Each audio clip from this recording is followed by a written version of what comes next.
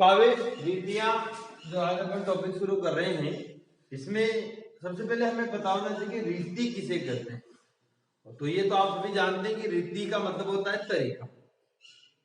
रीति का मतलब अपन कई बार कहते हैं यार उसकी तो काम करने की रीति गलत है। रीति गलत है मतलब उसका काम करने का तरीका ही गलत है।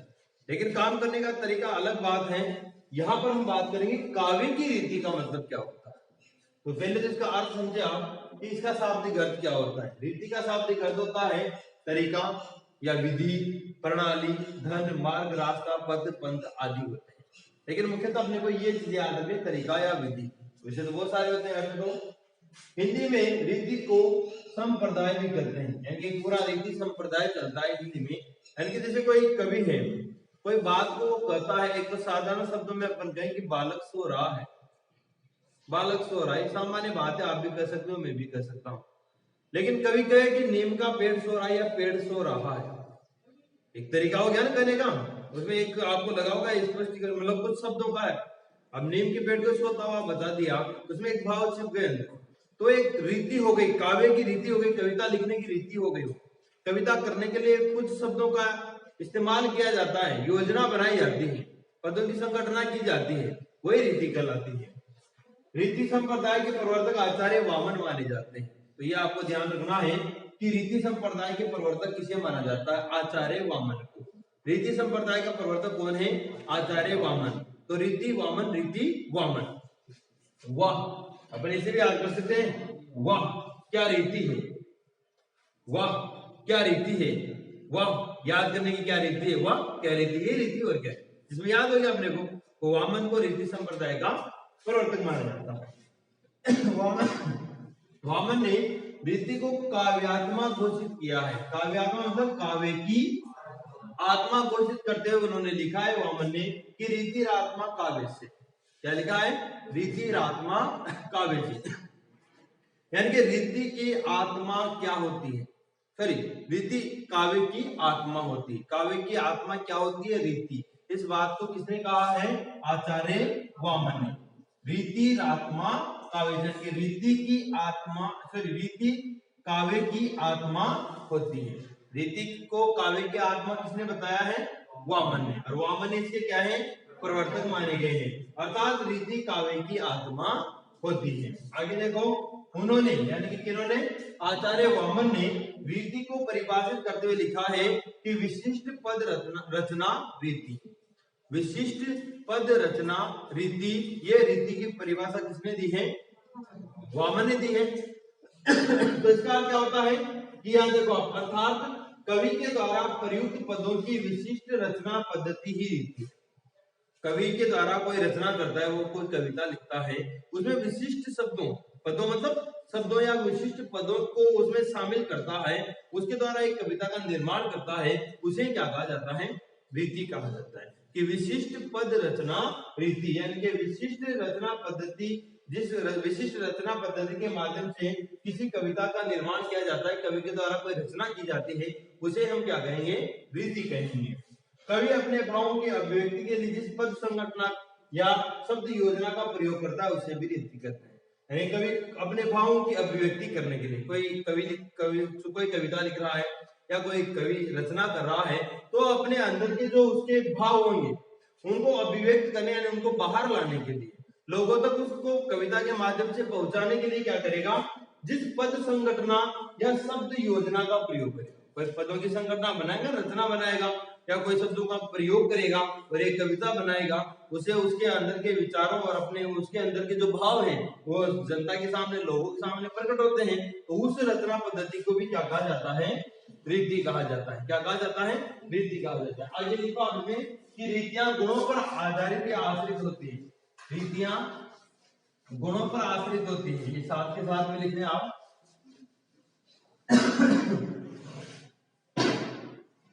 रीतियां गुणों पर आश्रित होती हैं। रीतियां गुणों पर आश्रित होती हैं। तो एक तरफ हम गुण, एक तरफ लिखेंगे अपन रीति, और एक तरफ लिखेंगे वृत्ति। ये एक टेबल बनाएंगे हम कि कौन सा गुण किस रीति पर, या कौन सी रीति किस गुण पर आधारित होती है। तो पहले गुण का नाम लिखेंगे आप, जिसमें ओज गुण है, नंबर 1 ओज गुण। फिर दूसरा आप लिखेंगे इसमें माधुर्य प्रसाद, ओज गुण, माधुर्य गुण और प्रसाद गुण। अब ये 3 गुण है, हमने पढ़े हैं गुण कितने हैं, 3 माने गए हैं मुख्यतः। अब ये तीनों गुण अलग अलग रीति के ऊपर आधारित होते हैं। तो ओज गुण किसके ऊपर आधारित होता है, गोडी रीति के ऊपर। किसके ऊपर, गोडी रीति के ऊपर। माधुर्य गुण वेदर्भी रीति के ऊपर आधारित होता है, आश्रित, सॉरी क्या वेदर्भी रीति माधुर्य गुण पर आश्रित होती है। और एक होता है पांचाली, पांचाली रीति किस गुण पर आश्रित होती है, प्रसाद गुण पर। अब इनकी वृत्ति क्या होती है ये भी लिखेंगे अपन। गोडी रीति की वृत्ति होती है परुषा वृत्ति, परुषा वृत्ति। वेदर्भी की होती है कोमला वृत्ति। और एक है अपने नीचे प्रसाद, इसकी रीति होती है पांचाली की उपनागरिका रीति, वृत्ति, उपनागरिका, उपनागरिका वृत्ति। तो ये तीनों की हमें याद रखना है कि किस गुण की क्या रीति, कौन सा गुण किस रीति पर आधारित होता है और रीति किस पर आधारित होती है। तो 3 रीतियां हैं अपने गोडी, वेदर्भी और पांचाली। गोडी रीति किस गुण पर आधारित होती है, ओज गुण पर। वेदर्भी किस पर आधारित होती है, माधुर्य गुण पर। पांचाली किस पर आधारित होती है, प्रसाद गुण पर। तो पांचाली तो सिंपल है, अपने यहाँ प से प याद रख लेंगे। पांचाली रीति किस गुण पर आश्रित है, प्रसाद गुण पर, ठीक है। वेदर्भी के लिए आपको यहाँ से याद रखना है, वेदर्भी किस गुण पर, माधुर्य गुण पर। किस गुण पर आश्रित होती है, माधुर्य गुण पर। और गोडी यानी कि जहां पर घोड़े दौड़ते हैं, और जहां घोड़े दौड़ते हैं वहां पर क्या होती है, लड़ाई होती है, युद्ध होता है। वहां पर कौन सा रस आता है, वीर रस, है ना, वीर रस की भावना आती है। और वीर रस किसमें आता है, ओज गुण में। इसमें ओज गुण में, तो ओज गुण में वीर रस का भी प्रचलन होता है। तो हम याद रखेंगे कि गोडी रीति ओज गुण पर आश्रित होती है। यानी कि सभी रीतियां किसी न किसी गुण पर आश्रित हैं। तो गोडी, ओज, वेदर्भी, माधुर्य, पांचाली, प्रसाद। और इधर हमें याद रखना है परुषावर्ती। तो सीधी सी बात है, परुष का मतलब होता है कठोर वृत्ति। इसमें कठोर शब्दों का प्रयोग किया जाता है, वीरस, भयानक रस, विभत्स रस आदि आते हैं। इसमें कोमलावर्ती, बदरस, लालच, लाल की, मुरलीधर, ये सारी कोमल वर्तियां, मधुरता जहां पर आ जाती है। तो कोमलावर्ती इस रीति की, वेदर्भी की। पांचाली की क्या रीति है, उपनागरिक, यानी कि दोनों का मिश्रण होता है इसमें, ये ध्यान रखें आपको। इसमें करुण रस, शांत रस, मधुर, यानी कि ये दोनों का मिश्रण इसमें आता है, जिसे कहते हैं पांचाली रीति। अब अपन एक एक रीति को पढ़ते हैं। अब अपन पहली रीति पढ़ने जा रहे हैं, गोडी रीति। क्या होती है गोडी रीति, इसमें तो सबसे पहले हमें यह भी बताना चाहिए कि ये जो रीति, इसका नाम गोडी क्यों पड़ा। एक प्रदेश है गोड़ प्रदेश, कौन सा प्रदेश, गोड़ प्रदेश। तो गोड़ प्रदेश में बोली जाने के कारण इसका नाम क्या हो गया, गोडी रीति हो गया। ये शुरू में लिखा नहीं, लाइन लिखा दूंगा मैं। और गोड़ प्रदेश पड़ता है अपने बंगाल में, कि गोड़ प्रदेश में बोली जाती थी, इसलिए इसका नाम पड़ा गोडी रीति। नाम तो इसीलिए पड़ा इसका, लेकिन इसी को गोडी रीति में होता क्या है, किस प्रकार की इसकी विशेषता है, वो हमें अलग से याद करनी पड़ेगी। कि परिभाषा देखिए इसकी, कि वीर, रौद्र, विभत्स और भयानक रस, 4 रस याद रखिए आप। वीर, रौद्र, विभत्स और भयानक रस की अभिव्यंजना में सहायक तथा ओज गुण पर आधारित रीति गोडी रीति कहलाती है। आप तो ये याद कर लो, आपने जो ओज गुण पढ़ा था, ओज गुण में जो उदाहरण थे उन सब में गोडी रीति का प्रयोग हुआ है। और गोडी रीति में जो उदाहरण पढ़ोगे आप, उन सब में ओज गुण का प्रयोग रहेगा। अगर गुण समझ में आ गया तो रीति में कोई टेंशन नहीं। फिर ये नंबर मान लो आप, ओज गुण आता है आपको, जहां ओज गुण होगा समझ लो वहां पर कौन सी रीति होगी, गोडी रीति। जहां पर माधुर्य गुण होगा वहां कौन सी रीति होगी, वेदर्भी। और जहां पर प्रसाद गुण होगा वहां पांचाली रीति होगी। ये सिंपल सी बात है, तीनों चीजें आपके दिमाग में फिट होनी चाहिए। तो यहाँ पर यह है कि वीर, रौद्र, विभत्स और भयानक रस की अभिव्यंजना हो, तो ऐसे उदाहरण आएंगे जिनमें वो है रुंड गिरे, गजरुंड गिरे, वैसे उदाहरण है। तो वहां पर अभिव्यंजना में सहायक हो, यानी कि इन रसों को अभिव्यंजना मतलब अभिव्यक्त करने में, इन रसों को कविता में अभिव्यक्त करने के लिए, कविता में प्रदर्शित करने के लिए, कविता का भाव वीर रस में पहुंचाने के लिए सहायक हो तथा ओज गुण पर आधारित हो। किस गुण पर आधारित हो, ओज गुण पर आधारित हो, उसे गोडी रीति कहते हैं। यह भी क्वेश्चन आ जाता है कि ओज गुण पर आधारित रीति का नाम बताओ, तो क्या है गोड़ी रीति। तो ओज गोड़ी, ओज गोड़ी यानी कि गोड़ी का आकार ओज की, है ना, हो जाएगा याद। आगे देखो, कुंतक जो आचार्य हैं, कुंतक ने इसको क्या कहा है, विचित्र मार्ग कहा है। कुंतक ने रीति शब्द को यानी कि रीतियों को मार्ग नाम से पुकारा है और उन्होंने तीनों को अलग अलग मार्ग दिया है।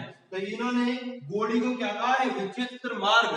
तो आपको पता है जब घोड़ी मार्ग में भागती है तो विचित्र तरीके से भागती है ना। तो याद रखना, कुंतक ने घोड़ी रीति को क्या कहा है, विचित्र मार्ग कहा है, ये भी आ सकता है। अब देखिए इसकी विशेषताएं क्या होती है।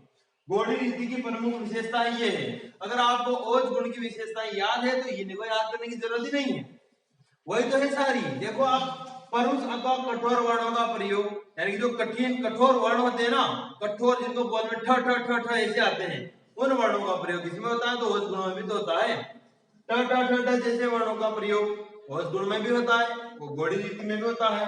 संयुक्त अक्षरों का प्रयोग, कल भी लिखा था हमने, इस प्रकार के जो संयुक्त अक्षर होते हैं उनका प्रयोग इसमें किया जाता है। ये किस प्रकार के संयुक्त अक्षरों का इसमें प्रयोग किया जाता है। तो ओज गुण जहां होगा वहां घोड़ी रीति होगी, तो ओज गुण की विशेषताएं लगेगी। आगे देखो, समास बहुला शब्दों की अधिकता, बड़े बड़े समासों का प्रयोग किया जाता है, ज्यादा समासों का इसमें प्रयोग किया जाता है। द्वित्व वर्णों की अधिकता, द्वित्व जैसे कि खड्ड देखा था हमने कल, जैसे अपन लिखे गड्ढ लिख दें या गड्ढा लिख दें या खड्ड लिख दें, तो इस प्रकार के जो द्वित्व वर्ण होते हैं, जो द्वित्व वर्ण होते हैं डबल डबल बार जो आ जाते हैं लगभग, उनकी इसमें क्या होती है, अधिकता होती है। वीर रौद्र, ये बात यहाँ भी आएगी, वही बात है, वीर रौद्र विभत्स और भयानक रस की अभिव्यंजना, अभिव्यंजना मतलब अभिव्यक्ति होती है। इन रसों का भाव आता है इस रीति के उदाहरणों में।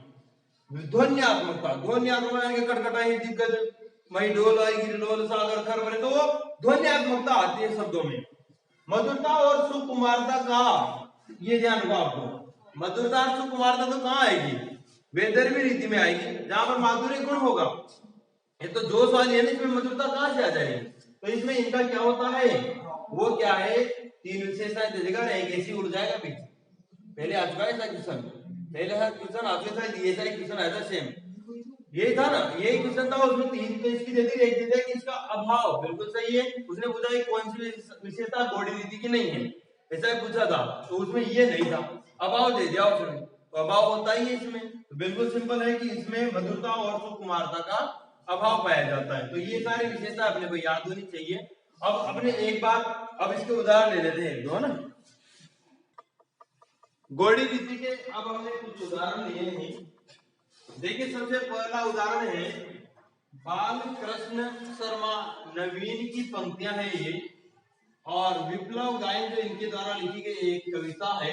विप्लव आना, विप्लव यानी कि एक तरह से क्रांति का प्रतीक है विप्लव। तो इसमें जोश से भरी हुई, वीरता से, उत्साह से भरी हुई कविता है।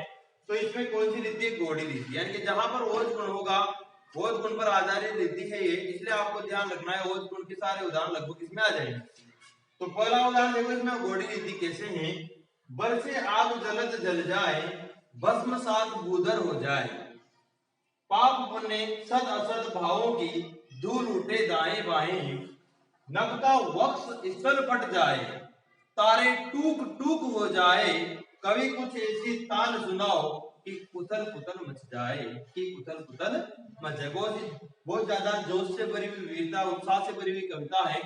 इनकी बालकृष्ण शर्मा नवीन ने उनकी जो कविता है विप्लव गायन, उसमें कहा है कि बरसे आग जलद जल जाए, यानी कि बादलों से पानी नहीं क्या बरसे, आग बरसे, बादलों से पानी नहीं क्या बरसे, आग बरसे। हाँ, तो इसका मैं आपको अर्थ समझा देता हूं कि बरसे आग, यानी कि वो कह रहे हैं कि बादलों से पानी नहीं, आग बरसनी चाहिए, कि आग बरसे, और जलद जल जाए, यानी कि जो जलद किसी कहते हैं बादल को, कि बादल जो पानी लेकर आता है वो क्या हो जाए, वो भी जलकर नष्ट हो जाए। यानी कि आग बरसने का मतलब है कि लोगों में एक तरह से जोश आना चाहिए, क्रांति आनी चाहिए, विप्लव आना चाहिए, कि बरसे आग जलद जल जाए, भस्म सात बूदर हो जाए। और ये जो बूदर है ना, यानी कि जो पर्वत पहाड़ वगैरह है इस पृथ्वी पर, वो सब क्या हो जाए, भस्म हो जाए। पाप पुण्य सद सद भावों की धूल उठे दाए बाएं। और जब क्रांति हो, जब संसार में विश्व में विप्लव हो, तो क्या हो, पाप और पुण्य, सत्य और असत, यानी कि सत्य और असत्य, सत्य सत्य प्लस असत्य है यहाँ पर, कि सत्य और असत्य के जो भाव होते हैं, जो लोग पाप करते हैं, जो लोग पुण्य करते हैं, उन सब के भावों की धूल उठे दाएं बाएं, यानी कि चारों तरफ वो धूल उठने लग जाए। नभ का वक्ष स्थल फट जाए, यानी कि नभ यानी कि आकाश का जो वक्ष स्थल है, यानी कि हृदय स्थल है, वो क्या हो जाए, फट जाए, और तारे सारे के सारे क्या हो जाए, टूक टूक हो जाए। हे कवि कुछ ऐसी तान सुनाओ कि उथल पुथल मच जाए, यानी कि कवि तुम कुछ ऐसी रचना करो, कुछ ऐसी पंक्तियां सुनाओ जिससे क्या हो, सभी जगह उथल पुथल मच जाए, यानी कि सभी जगह क्रांति विप्लव हो जाए, क्रांति आ जाए। तो बालकृष्ण शर्मा नवीन का उदाहरण था। दूसरा देखिए आप, ये श्री कृष्ण और अर्जुन दोनों आपको बताए मित्र थे। महाभारत के समय की कहानी है। तो महाभारत के समय अर्जुन लड़ने से इनकार कर रहे थे, तो कुछ श्री कृष्ण ने ऐसे प्रवचन, ऐसी बातें सुनाई इनको, जिनको सुनकर अर्जुन के अंदर बहुत ज्यादा गुस्सा, उत्साह, जोश आ जाता है और वो लड़ने के लिए तैयार हो जाते हैं। तो श्री कृष्ण ने जब उनको वचन सुनाए कुछ कहा, तो देखो क्या है अर्जुन की हालत, कि श्री कृष्ण के सुन वचन अर्जुन क्रोध से जलने लगे। श्री कृष्ण के वचनों को सुनकर अर्जुन क्रोध से अंदर ही अंदर क्या होने लगे, जलने लगे, और सब शील भूलकर, उनका जो शील स्वभाव था उसको भूलकर अपना करतल युगल, यानी कि दोनों हाथों को, करतल दोनों हाथों को ऐसे मलने लगे।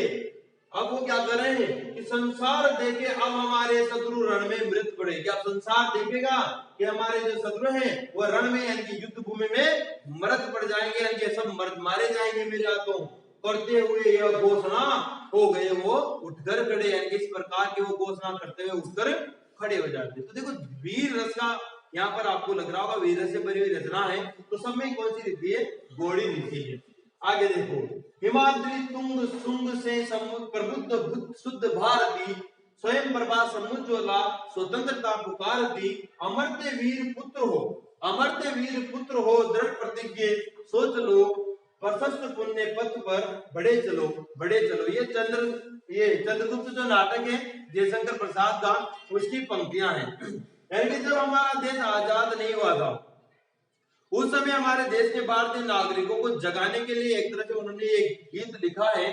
उस समय वो कहते हैं कि हिमाद्री, हिम प्लस अद्री, हिमालय, अद्रियन के पर्वत, जो हिमालय पर्वत है, तुंग सुंग उसका जो शिखर है, ऊंचा ऊंचा तुंग, ऊपर ऊपर का जो शिखर है, उसके समान हो तुम, प्रबुद्ध हो, शुद्ध हो, भारतीय हो, तुम अच्छी बुद्धि वाले, बिल्कुल पवित्र क्या हो, भारतीय हो। और तुम किसके समान हो, हिमालय की ऊंची उठी हुई शिखरों के समान हो तुम, कि स्वयं प्रभा समुज्ज्वला स्वतंत्रता पुकारती, कि तुम उठो, तुम्हें स्वयं प्रभा यानी कि तुम्हारे स्वयं के हृदय की चमक, समुज्ज्वला यानी कि समान रूप से उज्ज्वला यानी कि प्रकाश करना, वो तुम्हें क्या पुकार रही है, स्वतंत्रता तुम्हें पुकार रही है, यानी कि तुम्हें गुलामी की बेड़े से मुक्त होना है। अमर्त्य वीर पुत्र हो, तुम क्या हो, अमर्त्य जो मरता नहीं है, तुम नहीं मरने वाले वीर पुत्र हो, जो तुम कभी नहीं मर सकते। दृढ़ प्रतिज्ञा सोच लो, तुम दृढ़ प्रतिज्ञा करके ये सोच लो कि प्रशस्त पुण्य पंथ है, यानी कि ये जो ये रास्ता है ना स्वतंत्रता का रास्ता, ये पुण्य पंथ यानी कि पवित्र रास्ता है, पवित्र मार्ग है। प्रशस्त ये तुम्हारा जो रास्ता जिस पर तुम चल रहे हो, ये पवित्र रास्ता है, इस पर तुम बढ़े चलो, बढ़े चलो, और स्वतंत्रता के रास्ते पर आगे चलते रहो और हमारे देश को स्वतंत्रता दिलाओ। तो यहाँ पे आपने देखा उत्साह जोश से भरी हुई कविता रचना है, इसलिए इन सभी में कौन सी रीति है, गौड़ी रीति है। कौन सी रीति है, गौड़ी रीति। आप कई जगह आपने देखा होगा इसमें, जैसे आप देख सकते हो कि यहाँ बरसे आग जलद जल जाए, भस्म सात भूधर हो जाए। तो इनमें क्या होता है, एक तरह से जोश की जो भावना है, भस्म सात भूधर हो जाना, आग बरसना, जलद यानी कि बादलों का जल जाना, तो एक तरह से उत्साह वीरता से भरी हुई कविताएं हैं। तो इनमें कौन सी रीति है, गौड़ी रीति है। ठीक है, 2 नंबर रीति है आपके वैदर्भी रीति। सबसे पहले आपको पता होना चाहिए, जैसे हमने अभी पढ़ी थी गौड़ी रीति। गौड़ी रीति का नाम गौड़ी रीति क्यों पड़ा, क्योंकि वो बंगाल के जो गौड़ प्रदेश है वहां के कवियों के द्वारा प्रयुक्त की गई, और उस प्रदेश में बोली जाती थी, इसलिए उसे क्या कहा गया, गौड़ी रीति, यानी कि उस प्रदेश के कवियों ने ज्यादा प्रयोग किया, इसलिए वो गौड़ी रीति नाम पड़ गया। यहाँ पर आता है विदर्भी, तो ये भी विदर्भ प्रदेश है। विदर्भ प्रदेश पड़ता है अपने महाराष्ट्र में। कहाँ पड़ता है? तो विदर्भ प्रदेश महाराष्ट्र के कवियों के द्वारा प्रयुक्त की जाती थी, इसलिए इसका नाम क्या पड़ा? वैदर्भी पड़ा। ठीक है, इसकी परिभाषा समझे अब आप कि कोमल भावों के अभिव्यंजना हेतु, कोमल यानी कि मधुर भावों की अभिव्यंजना यानी अभिव्यक्ति हेतु कवि द्वारा जिस माधुर्य गुण व्यंजक यानी कि माधुर्य गुण वाली कोमल कांति यानी कि कोमल कांत कोमल पदों से युक्त ललित रचना यानी कि सुंदर रचना पद्धति का सहारा लिया जाता है, उसे वैदर्भी रीति कहते हैं। यानी कि मधुरता हो, कोमलता हो, ललित पद रचना हो, तो उस रीति को क्या कहेंगे अपन? वैदर्भी रीति। आपको ये ध्यान रखना है कि माधुर्य गुण व्यंजक रीति कौन सी रीति कहलाती है? वैदर्भी रीति, है ना। माधुर्य में भी यहाँ से याद रखेंगे और वैदर्भी में भी है, तो दोनों का संबंध है। विदर्भ ये हो गया, विदर्भ महाराष्ट्र प्रदेश यानी विदर्भ प्रदेश के कवियों द्वारा प्रयुक्त किए जाने के कारण इसका नाम वैदर्भी पड़ा। कुंतक आ गया, पहले कुंतक ने अलग बताया था, कुंतक इसे सुकुमार मार्ग कहते हैं। वैदर्भी रीति को कुंतक ने क्या कहा है? सुकुमार मार्ग, अच्छा कोमल मधुर मार्ग बताया है। और इससे पहले गोड़ी पड़ी थी, उसको बताया था विचित्र मार्ग। ठीक है, गोड़ी तो विचित्र भाग दी, इसे ध्यान रखना। अब इसकी विशेषताएं देखिए कि वैदर्भी की क्या विशेषताएं होती है। बिल्कुल आपने तो ओज रीति ओज गुण पढ़ा था, यानी कि ओज गुण की यानी कि ओज गुण आधारित रीति गोड़ी रीति पढ़ी थी, तो गोड़ी रीति के जो विशेषताएं उससे विपरीत आ जाएंगे लगभग इसमें। सभी जगह आप ट वर्गीय व्यंजनों ट ट ट संयुक्त अक्षरों द्वित्व वर्णों डबल जो आते हैं और सामासिकता का इसमें अभाव होता है, जबकि गोड़ी रीति में प्रयोग होता है। तो पीछे तक पढ़ना ध्यान से, जब ऑप्शन देखो आप, तो इसमें क्या होता है? इन सभी चीजों का अभाव होता है, ओज गुण में इन सब का प्रयोग होता है। माधुर्य गुण पर आधारित है, पढ़ाई है हमने कि वैदर्भी किस पर आधारित है? माधुर्य। तो यहाँ से वैदर्भी में भी आ रहा है और यहाँ पर भी लास्ट में ये आ रहा है, इसे याद रहेगा। गोड़ी किस पर आधारित है? गोड़ी यानी कि गोड़ी खा कर ओज गई, तो ओज गुण पर आधारित है, ओज की है ना, और ये माधुर्य पर है। पंचम वर्ण अं या न म की अधिकता होती है। आपने माधुर्य गुण पढ़ा था, वहां भी इनकी अधिकता होती है ना, इनका प्रयोग ज्यादा होता है, तो ये यहाँ पर भी होते हैं। कोमल भावों के अभिव्यंजना, सीधी सी बात है, मधुर होगा, माधुर्य गुण होगा तो कोमल भाव तो आएंगे सही। यह समस्त विशेषताओं से युक्त यानी कि सारी अच्छी अच्छी विशेषताएं इसमें आ जाती है, मधुर, कोमल, करुण, शांत, रस, बिल्कुल ये सारी विशेषताएं इसमें आ जाती है। दोष रहित यानी कि इसमें दोष नहीं होता है। जहां मधुरता होती है वहां दोष का सवाल ही नहीं है, तो एक तरह से ये दोष रहित रीति भी मानी जाती है। तो आपको ये याद करनी विशेषताएं, ट वर्गीय व्यंजनों से अक्षरों द्वित्व वर्णों और सामासिकता का इसमें अभाव होता है। माधुर्य गुण पर आधारित रीति है। पंचम वर्णों का प्रयोग किया जाता है या अधिकता से प्रयोग होता है। कोमल भावों की अभिव्यंजना होती है, यह समस्त विशेषताओं से युक्त होती है और यह दोष रहित होती है। कौन सी रीति? वैदर्भी रीति। ठीक है, अब इसके उदाहरण लिखिए आप। वैदर्भी रीति के अपन ने 3 उदाहरण लिए यहाँ पर, यानी कि वैदर्भी रीति आप ध्यान रखिए, माधुर्य गुण मतलब माधुर्य गुण, मधुरता का भाव जहां पर हो वहां वैदर्भी रीति होती है। ट ट ट वर्ण नहीं आए, समास बहुला शब्दावली नहीं आए, सरल शब्दावली आए, तो ये चीजें आपको याद लिखी। तो देखो पहला है, यानी कि एक नायक और नायिका दोनों आपस में इशारे से समझ रहे हैं। घर वाले सभी वहां बैठे हैं, घर के बीच में आने घर वालों के बीच में नायिका बैठी है, नायक की गाड़ी साइड में गेट बड़ थोड़ा सा अब वहां अब कर चला बारह परवा काय करे नटरीचे ना चला इशारा इशारा हम ऊपर से चला ऊपर से ना चला। रीजत खीजत, वो इन अदाओं पर रीजता है उसकी नायिका की, और कभी कभी खींच जावे अनारी कर। मिलत खिलत लजियाब, दोनों के जो नेत्र होते हैं वो मिलते हैं तो दोनों खिल उठते हैं, दोनों का दिल खिल उठता है, और एक तरह से भी नायिका को थोड़ी लज्जा भी आती है, लज्जा जाती है। भरे भवन में, यानी कि भवन भरा हुआ है लोगों से, पूरा घर, उसमें करत हैं यानी कि करते हैं, किससे? नैनन ही सो बात, यानी कि आंखों आंखों से बात कर रहे हैं, आंखों आंखों से इशारों इशारों से ही बात कर रहे हैं। अब आए थे मधुर का बर्ताव भीतरीला खाट नारे बल, ठीक है। आगे देखो दूसरा खाट दीजिए ना। जीने पट में झुलमुली ओप अपार, जीने पट में झुलमुली ओप अपार, सुर तरु की यहाँ एक शब्द छूट गया था, अंग आएगा यहाँ पर बीच में, झीने पट में झुलमुली, हाँ एक शब्द छूट गया था यहाँ, ओप अपार, ठीक है। अब देखो जैसे क्या है, सुर तरु की मनु सिंधु में नसती ओप अपार, तो यहाँ पर है झीना पटेल के बारीक वस्त्र, यानी कि नायिका की सौंदर्य का वर्णन, कि नायिका इतनी सुंदर है, इतनी ज्यादा सुंदर है, और उसने पतला सा वस्त्र ओढ़ रखा है। तो जीना जो पट वस्त्र ओढ़ रखा है या कैसे उसका जो मुख है बहुत ही सुंदर है।